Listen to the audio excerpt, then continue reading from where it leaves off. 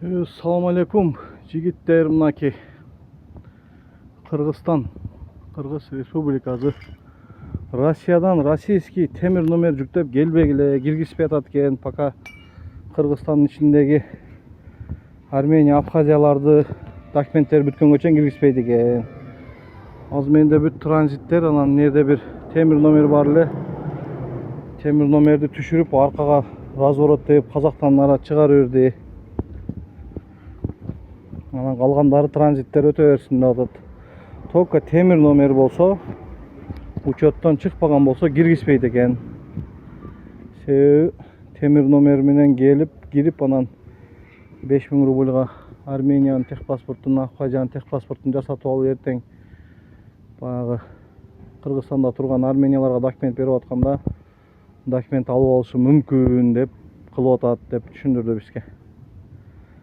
Ошого азыр таможняга кирип алып 3 сааттан бери өтө албай ызы чуу менен Серона түшүрүп мынаки камеры разворот деп сетканын аркы бетине чыкты.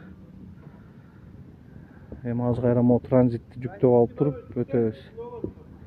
Айтып атам ошо российский темир номер жүктөп келбегиле деп.